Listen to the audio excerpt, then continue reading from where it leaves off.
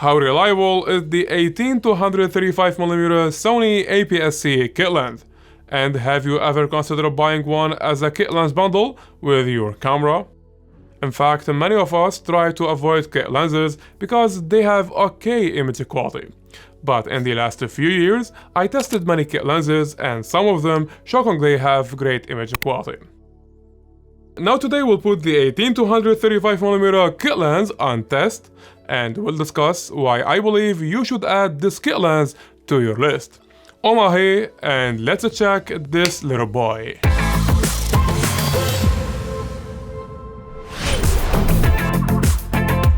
So, in addition to the image stabilization, optical steady shot, a kit lens this size would be a perfect choice for traveling and family vacations.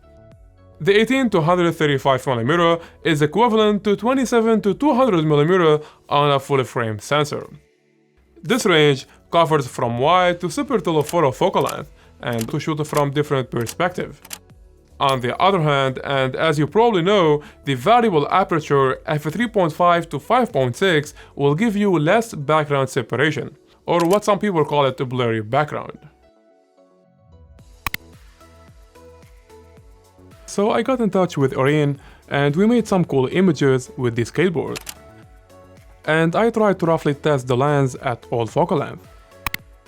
Because I wanted to push the limits, so I shot wide open at the maximum aperture in all my images. I will be covering the sharpness and test the lens at different apertures at the end of this video, so check that as well.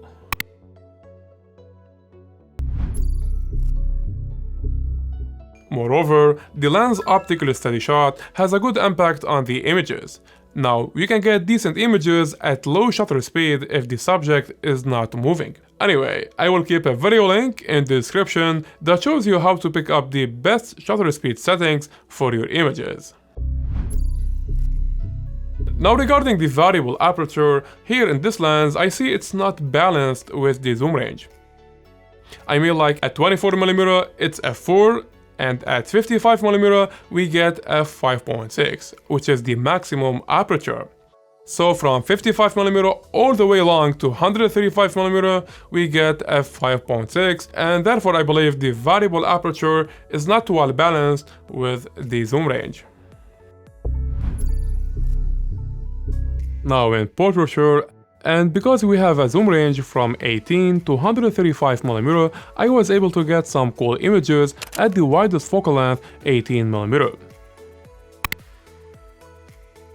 The 18mm roughly equals the smartphone's standard camera focal length, so you might be familiar with the outcome. And technically, wide focal length share more of the story because you see more of the surrounding and the ambient around the model. And now from 30 to 50mm we start getting compressed compositions where the subject pops up more, in addition to some background separation.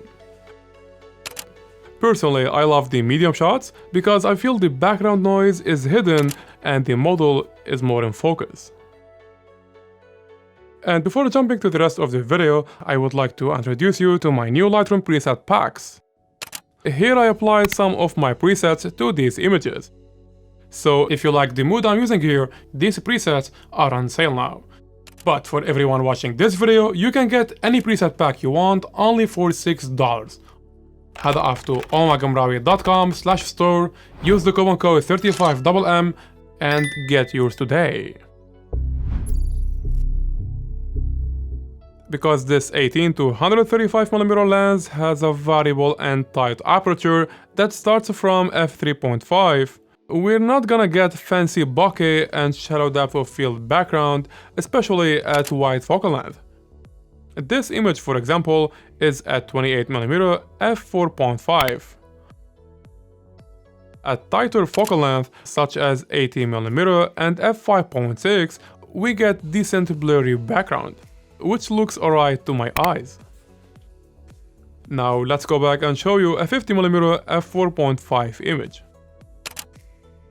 Although there is no much background separation, the image is still looking pretty good. Well, let me tell you something. Just when checking the images, I discovered that I did not shoot any portrait at 135mm, and if that means something, you should notice by then that the average natural portraiture focal length on an APS-C camera is from 50 to 100mm. Autofocus speed. In general, the autofocus is really fast and is snappy, and I don't remember an autofocus problem happened during the photoshoot, neither when I'm testing the lens in video mode. It's reliable and you can put your trust in it. Since we are happy with the image quality, now let's have a quick look at the lens itself. The 18-135mm has a minimum focus distance of 45cm, 1.5 foot. And the lens features optical steady shot, image stabilization. So nothing really fancy here. The lens is made of good plastic with decent rubber rings, and on the side we find auto to manual focus switch button. And the lens is relatively lightweight. It comes at 12.8 ounces, 360 grams. That's all. Now let's jump to chromatic aberration. So as far as I'm testing the 18-135mm kit lens, I see that it has no color fringing. Actually, I'm surprised because that's very rare among kit lenses. Oh yo, pixel beepers, this part is for you. At 18mm, I find that f4 is slightly sharper than f3.5 in the center and remarkably sharper on sides and edges. I noticed as well that f5.6 shared the same image quality as f4. Now at 17mm, f5.6 and f8 share the same sharpness in the center, while f8 has better sharpness on the sides and edges. And finally, at 135mm, I see that f5.6 and f8 share the same image quality all over the image, while f11 is a little bit softer. Finally, I believe this beautiful lens is a decent option for lightweight photography, and honestly, I did not expect to be that good. I originally bought this lens just to make this video, but now I'm thinking to keep this guy in my kit. Let me know if you find this video helpful, and since you're still watching, I'm pretty sure you like this video pretty much. Show me a thumbs up, and if you are new here on the channel, we make camera gear reviews, so make sure to bump that subscribe button for more. Thank you for watching guys, this was Oma, and see you in another one.